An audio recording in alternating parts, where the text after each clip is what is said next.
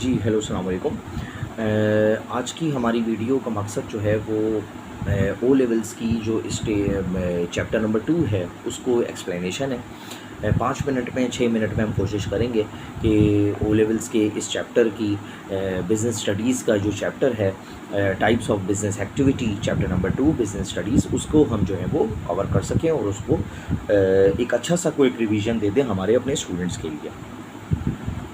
देखने वालों से गुजारिश है कि अगर ये वीडियो पसंद आए तो इसको लाइक करें, हमारे चैनल को सब्सक्राइब करें और ज़्यादा से ज़्यादा अपने दोस्तों, रिश्तेदारों, पड़ोसियों वगैरह को इस चैनल के बारे में बताएं ताकि मज़ीद लाइक्स और मज़ीद सब्सक्राइबर्स जो है वो बढ़ें और मज़ीद सब्सक्राइब्स लोग करें।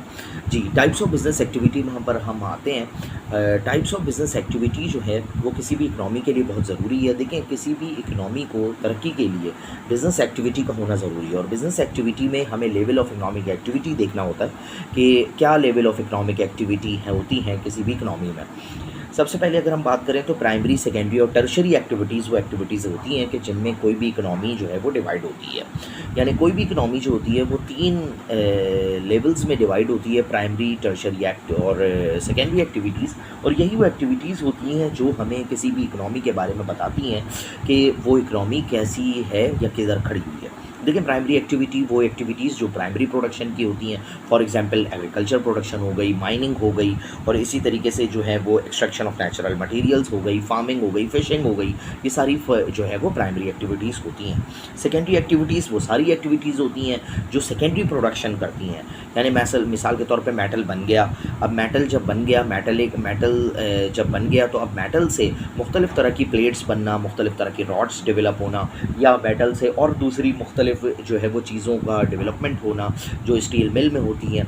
इन सब चीज़ों को जो है वो हम ये कहेंगे कि ये हमारी जो है वो सेकेंडरी एक्टिविटी है, ये हमारी सेकेंडरी एक्टिविटी होगी। सेकेंडरी एक्टिविटी के बाद फिर हमारी तीसरी एक एक्टिविटी, बहुत इंपॉर्टेंट एक्टिविटी जो आती है वो हमारी आती है टर्शरी एक्टिविटी यानी टर्शरी स्टेज।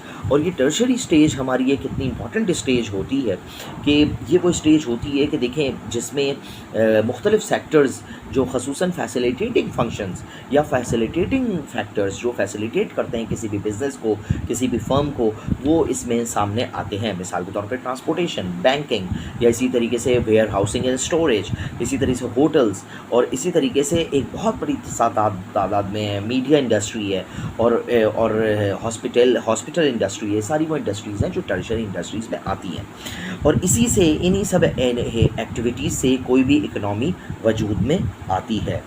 और हमें एक बात ये भी देखनी होती है हर इकनॉमी में कि हर इकनॉमी में हमें एक सिग्निफिकेंट अमाउंट ऑफ पीपल या नंबर ऑफ़ पीपल की एम्प्लॉयमेंट हमें देनी होती है। इसी तरह से हम value of good and services या उसका आउटपुट भी देखते हैं कि उस इकनॉमी में आउटपुट कितना हो रहा है गुड्स एंड सर्विसेज का। फिर इसके साथ हमारे पास यहाँ पर अब एक चीज़ ये देखिए कि पब्लिक एंड प्राइवेट सेक्टर का भी बात आती है। देखिए, पब्लिक सेक्टर वो सेक्टर है कि जिसको पब्लिक ओन करती है। यानी यहाँ पर ये कहा जा सकता है कि पब्लिक ओन करने का मतलब कि गवर्नमेंट होल्डिंग्स या शेयर होल्डिंग, तो ये पब्लिक होल्डिंग हो जाती है। लेकिन पब्लिक होल्डिंग में भी एक होता है गवर्नमेंट होल्डिंग। गवर्नमेंट होल्डिंग का मतलब ये होता है कि उसको गवर्नमेंट ओन करती है। और एक होता है कि जो है वो पब्लिक लिस्टेड कंपनीज़ होना कि पब्लिक के कोई भी कंपनी जो है वो शेयर कैपिटल उसका जो है वो पब्लिक में फ्लोट हुआ है या स्टॉक एक्सचेंज में फ्लोट हुआ है, जिसकी वजह से वो स्टॉक एक्सचेंज में लिस्टेड कंपनी होगी। एक प्राइवेट सेक्टर कंपनी है। प्राइवेट सेक्टर कंपनी का मतलब ये है कि वो प्राइवेट सेक्टर के पास है, वो गवर्नमेंट के पास नहीं है। गवर्नमेंट उसको ओन नहीं करती, गवर्नमेंट उसको ऑपरेट नहीं करती, बल्कि प्राइवेट सेक्टर उसको ओन करता है। प्राइवेट और पब्लिक के लिहाज से देखें तो 3 टाइप्स ऑफ मार्केट हमारे सामने आती हैं, जैसे फ्री मार्केट इकनॉमी, कमांड और प्लान्ड इकनॉमी। ये मैं इकनॉमिक सिस्टम्स की टाइप्स भी पढ़ रहा हूँ और इकनॉमिक सिस्टम्स की टाइप्स के साथ साथ ये बेसिकली बिजनेस सिस्टम की टाइप भी से इफेक्ट होती है। देखें, इकनॉमी एक घर की मानंद है, उसके अंदर बिजनेस होता है। अगर घर का माहौल जैसा होगा तो अंदर उस घर की चीज़ों पर भी उस माहौल का असर पड़ेगा। जस्ट लाइक मार्केट बिल्कुल वैसा ही होता है, इकोनॉमी का जैसा माहौल होगा वैसा ही उस घर के अंदर मौजूद बिजनेसेस पर असर पड़ेगा। तो इकोनॉमी का माहौल बेसिकली उस एक घर का उस इकोनॉमी का अपना सिस्टम होता है। अब ये डिपेंड करता है कि कौन सा सिस्टम उसके अंदर है, फ्री मार्केट इकोनॉमी है, कमांड इकोनॉमी है या मिक्स्ड इकोनॉमी। देखिए फ्री मार्केट इकोनॉमी का मतलब ये होता है कि मार्केट फोर्सेस पे छोड़ दी जाए अगर कोई इकोनॉमी, कि वो फ्री मार्केट के वो मार्केट फोर्सेस डिटरमाइन करेंगी कि prices of goods and services क्या है या क्या चीज़ बननी चाहिए और क्या चीज़ नहीं बननी चाहिए, यानी कि इकोनॉमिक प्लानिंग तक जो होगी वो फ्री मार्केट पर बेस करती होगी, तो उसको फ्री मार्केट इकोनॉमी कहा जाता है। आज हमारे ज़माने में कोई भी ऐसा कंट्री नहीं है जो कम्प्लीटली फ्री मार्केट इकोनॉमी हो। लाजमी बात है गवर्नमेंट को इंटरवेंशन करना पड़ता है और हर जगह जो है वो गवर्नमेंट फ्री मार्केट यानी या कैपिटलिस्ट को या किसी भी जो है वो फ्री मार्केट के बिजनेसमैन जो हैं उनको अकेला नहीं छोड़ सकती। बिजनेसमैन पर एक चेक एंड बैलेंस तो होना ही होगा।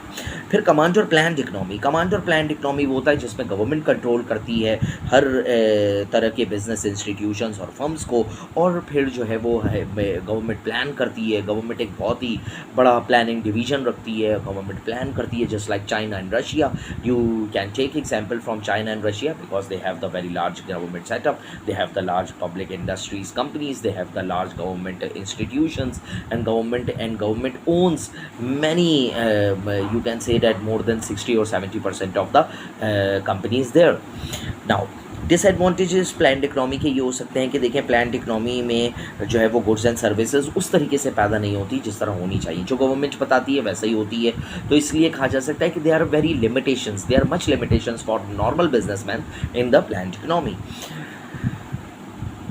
एंड आफ्टर दैट चाइना के पास भी प्लान्ड इकोनॉमी तो है, लेकिन फिर भी चाइना ने फिर भी अपने कंट्रोल्स को लूज़ किया है, रशिया ने भी अपने कंट्रोल को लूज़ किया है कि आखिर में तो देखिए हर इकनॉमी में को बिजनेसमैन चाहिए होते हैं, हर इकनॉमी में बिजनेसमैन बनने होते हैं। तो इस वजह से हर इकनॉमी को अपने आप को तरक्की देने के लिए थोड़ा सा जो है वो रिलैक्स माहौल पैदा करना होगा। तो just like the mixed economy, तो हम ये कह सकते हैं कि इस वक्त सारे ज़्यादातर कंट्रीज़ जो है वो मिक्स्ड इकनॉमी में हैं ही हैं।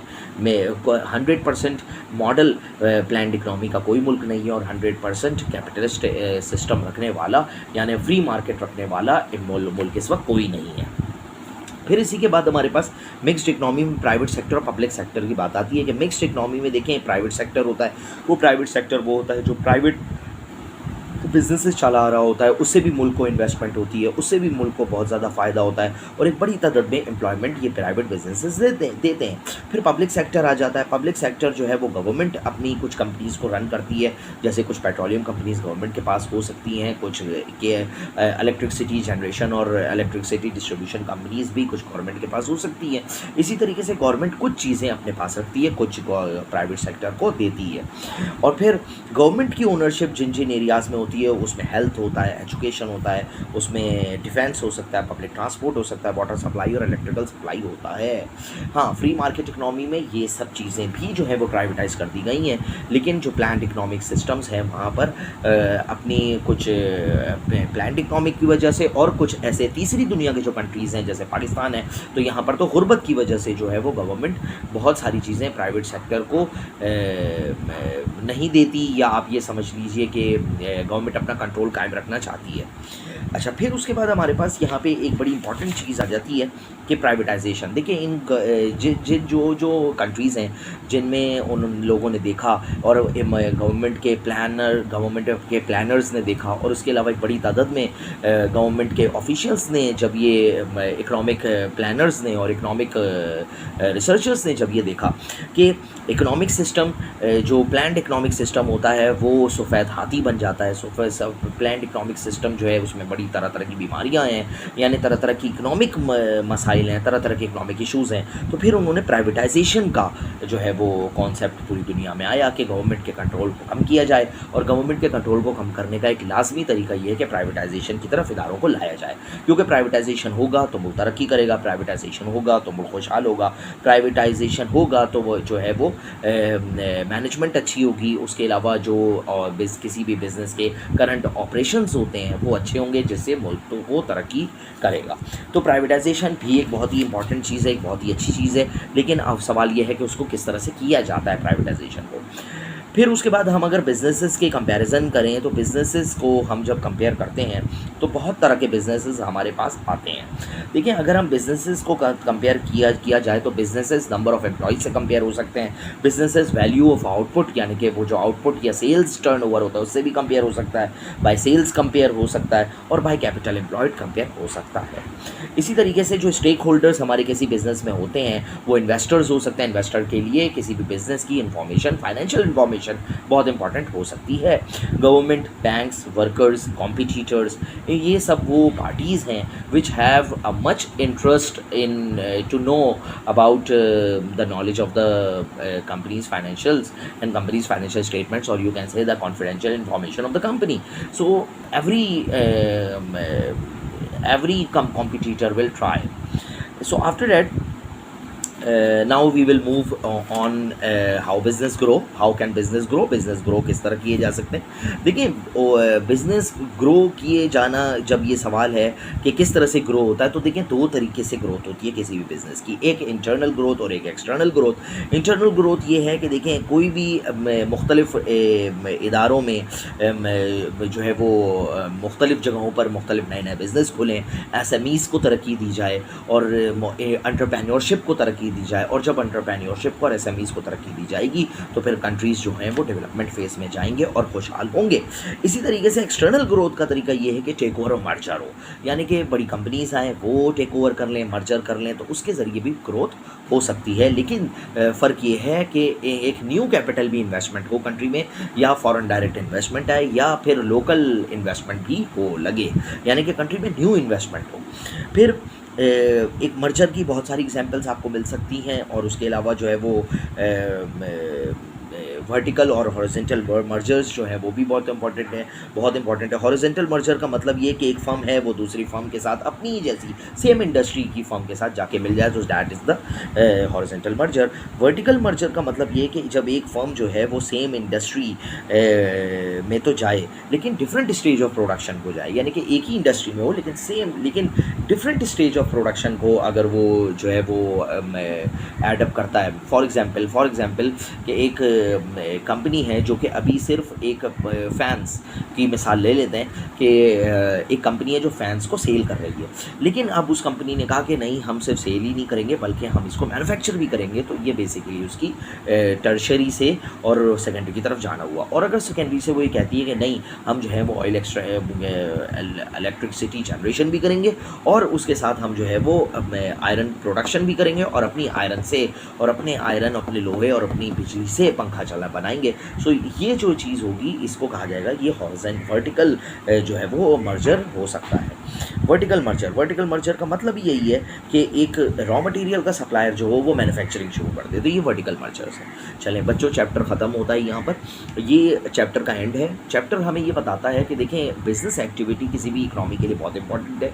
बिज़नेस एक्टिविटी का होना बहुत ज़्यादा ज़रूरी है, और बिज़नेसेस का सिर्फ एक्टिविटी का ही होना तो ज़रूरी नहीं है, बल्कि बिज़नेसेस को हम जब तक कंपेयर नहीं करेंगे, हम साइजेस को कंपेयर नहीं करेंगे, हम उस वक्त तक बिज़नेस को अच्छा नहीं समझ सकते। बिज़नेस को प्रॉफिट के साइज से भी कंपेयर किया जा सकता है, बिज़नेस को नंबर ऑफ एम्प्लॉयज़ से कंपेयर किया जा सकता है, आउटपुट एंड सेल से कंपेयर किया जा सकता है, और कैपिटल एम्प्लॉयड से कंपेयर किया जा सकता है। प्राइवेटाइजेशन एक बहुत इंपॉर्टेंट टॉपिक है इस उसमें कोर्स में, और मुख्तलिफ पेपर्स में आता भी रहा है प्राइवेटाइजेशन। इसी तरीके से जो है वो मैं यहाँ पर एक और बहुत इंपॉर्टेंट टॉपिक की तरफ, जो free market economy, planned economy है, इस पर भी है। इस पर इंशाल्लाह हम एक किसी दिन जो है वो एक बिल्कुल एक सेपरेट वीडियो करेंगे कि प्लान्ड इकनॉमी और मुख्तलिफ इकनॉमी सिस्टम क्या होते हैं। उम्मीद है कि आपको हमारी वीडियो पसंद आई होगी। अगर आपको हमारी वीडियो पसंद आई हो तो इसको लाइक करें और हमारे चैनल को सब्सक्राइब करें, और इसको ज़्यादा से ज़्यादा आप अपने दोस्तों और लोगों में शेयर करें।